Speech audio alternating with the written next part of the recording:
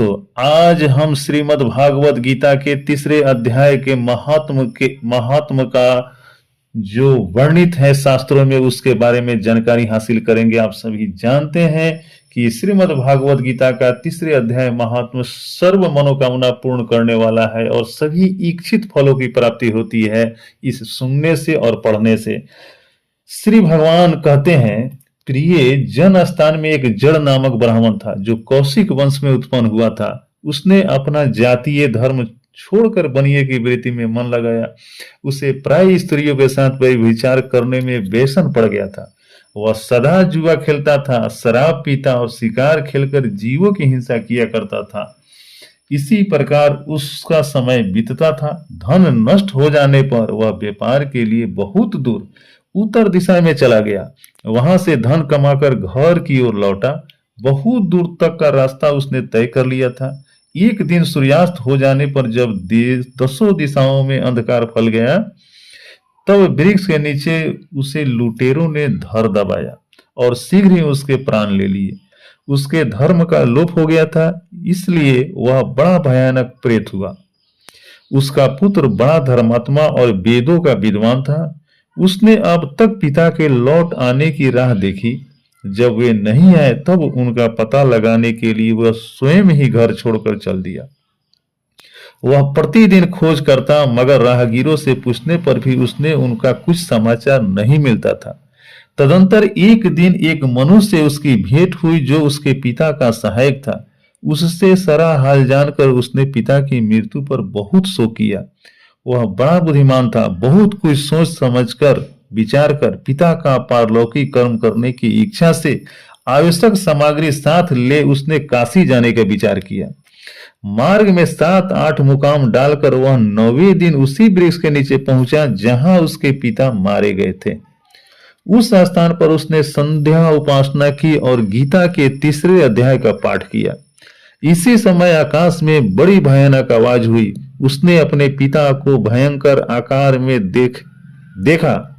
फिर तुरंत ही अपने सामने आकाश में उसे एक सुंदर विमान दिखाई दिया जो महान तेज से व्याप्त था। उसमें अनेकों क्षुद्र घंटिकाएं लगी थी। उसके तेज से समस्त दिशाएं आलोकित हो रही थी। यह दृश्य देखकर उसके चित्त की व्यग्रता दूर हो गई। उसने विमान पर अपने पिता को दिव्य रूप धारण किए विराजमान देखा। उनके शरीर पर पीतांबर शोभा पा रहा था और मुनिजन उनकी स्तुति कर रहे थे।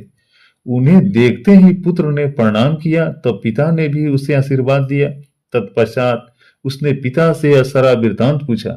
उसके उत्तर में पिता ने सब बातें बताकर इस प्रकार कहना प्रारंभ किया, बेटा, दैवश मेरे निकट गीता के तृतीय अध्याय का पाठ करके तुमने इस शरीर के द्वारा किए हुए दुष्ट जय कर्म बंधन से मुझे छुड़ा दिया। अतः अब घर लौट जाओ, क्योंकि जिसके लिए तुम काशी जा रहे थे वह प्रयोजन इस समय तृतीय अध्याय के पाठ से ही सिद्ध हो गया है। पिता के एवं कहने पर पुत्र ने पूछा, तात, मेरे हित का उपदेश दीजिए तथा और कोई कार्य मेरे लिए करने योग्य हो बतलाइए। तब पिता ने उससे कहा, अनघ्य, तुम्हें यही कार्य फिर करना है। मैंने जो कर्म किए हैं वही मेरे भाई ने भी किए थे, इससे वे घोर नरक में पड़े हैं।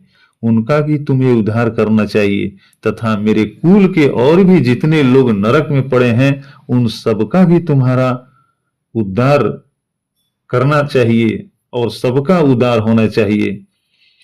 यही मेरा मनोरथ है बेटा। जिस साधन के द्वारा तुमने मुझे संकट से छुड़ाया है उसी का अनुष्ठान औरों के लिए भी करना उचित है। उसका अनुष्ठान करके उससे होने वाले पुण्य उन नर की जीवों को संकल्प करके दो।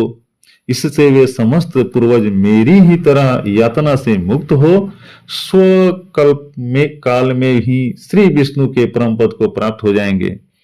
पिता का यह संदेश सुनकर पुत्र ने कहा, तात, यदि ऐसी बात है और आपकी भी ऐसी रुचि है तो मैं समस्त नार की जीवों का नरक से उद्धार कर दूंगा। यह सुनकर उसके पिता बोले, बेटा, योमस्तु, तुम्हारा कल्याण हो। मेरा अत्यंत प्रिय कार्य संपन्न हो गया। इस प्रकार पुत्र को आश्वासन देकर उसके पिता भगवान विष्णु के परम धाम को चले गए। तत्पश्चात वह भी लौटकर जन्म स्थान में आया और परम सुंदर भगवान श्री कृष्ण के मंदिर में उनके समक्ष बैठकर पिता के आदेशानुसार गीता के तीसरे अध्याय का पाठ करने लगा। उसने नारकी जीवों का उद्धार करने की इच्छा से गीता पाठ जनित सारा पुण्य संकल्प करके दे दिया। इसी बीच में भगवान विष्णु के दूत यातना भोगने वाले नारकी जीवों को छुड़ाने के लिए यमराज के पास गए। यमराज ने नाना प्रकार से सत्कारों से उनका पूजन किया और कुशलता पूछी। वे बोले, धर्मराज, हम लोगों के लिए सब और आनंद ही आनंद है। इस प्रकार सत्कार करके पितृलोक के सम्राट परम बुद्धिमान यम ने विष्णु दूतों से यमलोक में आने का कारण पूछा। तब विष्णु दूतों ने कहा, यमराज, शेष सैया पर शयन करने वाले भगवान विष्णु ने हम लोगों को आपके पास कुछ संदेश देने के लिए भेजा है। भगवान हम लोगों के मुख से आपकी कुशल पूछते हैं और यह आज्ञा देते हैं कि आप नरक में पड़े हुए समस्त प्राणियों को छोड़ दें। अमित तेजस्वी भगवान विष्णु का यह आदेश सुनकर यम ने मस्तक झुकाकर उसे स्वीकार किया और मन ही मन कुछ सोचा। तत्पश्चात मदोन्मत्त नारकी जीवों को नरक से मुक्त देकर उनके साथ ही वे भगवान विष्णु के वास स्थान को चले। यमराज श्रेष्ठ विमान के द्वारा जहां क्षीर सागर है वहां जा पहुंचे। उसके भीतर कोटि कोटि सूर्यों के समान कांतिमान नील कमल दल के समान श्याम सुंदर लोकनाथ जगत गुरु श्री हरि का उन्होंने दर्शन किया। भगवान के तेज उनकी सैया बने हुए शेषनाग के फनों की मणियों के प्रकाश ने दुगुना हो रहा था। वे आनंद युक्त दिखाई दे रहे थे। उनका हृदय प्रसन्नता से परिपूर्ण था। भगवती लक्ष्मी अपनी सरल चितवन से प्रेम पूर्वक उन्हें बार बार निहार रही थी। चारों ओर जोगी जन भगवान की सेवा में खड़े थे। ध्यानस्थ होने के कारण उन जोगियों की आंखों के तारे निश्चल प्रतीत होते थे। देवराज इंद्र अपने विरोधियों को परास्त करने के उद्देश्य से भगवान की स्तुति कर रहे थे। ब्रह्मा जी के मुख से निकले हुए वेदांत वाक्य मूर्तिमान होकर भगवान के गुणों का गान कर रहे थे। भगवान पूर्णतः संतुष्ट होने के साथ ही समस्त जूनियों की ओर से उदासीन प्रतीत होते थे। जीवों में से जिन्होंने योग साधन के द्वारा अधिक पुण्य संचय किया था, उन सबको एक ही साथ वे कृपा दृष्टि से निहार रहे थे। भगवान अपने स्वरूप भूत अखिल चराचर जगत को आनंद पूर्ण दृष्टि से आमोदित कर रहे थे। शेषनाग की प्रभा से उद्भासित और सर्वत्र व्यापक दिव्य विग्रह धारण किए नील कमल के सदृश श्याम वर्ण वाले श्री हरि ऐसे जान पड़ते थे मानो चांदनी से घिरा हुआ आकाश सुशोभित हो रहा हो। इस प्रकार भगवान की झांकी के दर्शन करके यमराज अपनी ही विशाल बुद्धि के द्वारा उनकी स्तुति करने लगे। यमराज बोले, संपूर्ण जगत का निर्माण करने वाले परमेश्वर, आपका अंतःकरण अत्यंत निर्मल है। आपके मुख से ही वेदों का प्रादुर्भाव हुआ है। आप ही विश्व रूप और इसके विधायक ब्रह्मा है, विधि विधान ब्रह्मा है। आपको नमस्कार है। अपने बल और वेग के कारण जो अत्यंत दुर्घस प्रतीत होते हैं, ऐसे दानवेंद्रों का अभिमान चूर्ण करने वाले भगवान विष्णु को नमस्कार है। पालन के समय सत्वमय शरीर धारण करने वाले विश्व के आधारभूत सर्वव्यापी श्री हरि को नमस्कार है। समस्त देहधारियों की पातक राशि को दूर करने वाले परमात्मा को प्रणाम है। जिनके ललाटवर्ती नेत्र के तनिक सा खुलने पर भी आग की लपटें निकलने लगती है, उन रुद्र रूपधारी आप परमेश्वर को नमस्कार है। संपूर्ण विश्व के गुरु आत्मा और महेश्वर हैं। अतः समस्त वैष्णव जनों के उस संकट से मुक्त करके उन पर अनुग्रह करते हैं।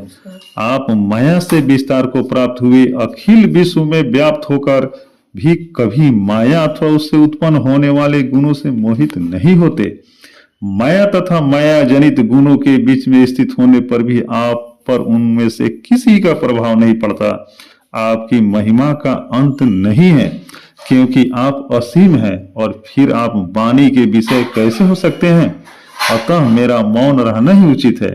इस प्रकार स्तुति करके यमराज ने हाथ जोड़कर कहा, जगत गुरु, आपके आदेश से इन जीवों को गुण रहित होने पर भी मैंने छोड़ दिया है। अब मेरे युग और कार्य हो उसे बताइए। उनके कहने पर भगवान मधुसूदन मेघ के समान गंभीर वाणी द्वारा मानो अमृत रस से सींचते हुए बोले, धर्मराज, तुम सबके प्रति समान भाव रखते हुए लोगों का पाप से उद्धार। तुम पर देहधारियों का भार रखकर मैं निश्चिंत हूं, अतः तुम अपना काम करो और अपने लोग को लौट जाओ।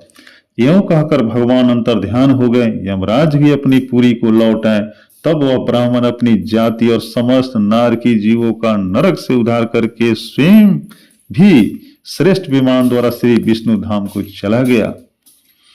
इस प्रकार जो है सो कि आपने कथा सुना श्रीमद् भागवत गीता का तृतीय अध्याय का महात्म यहीं पे संपन्न हुआ। इस प्रकार के गीता के अध्याय और महात्म सुनने के लिए हमारे चैनल को सब्सक्राइब करें, अधिक से अधिक शेयर करें और लाइक करें।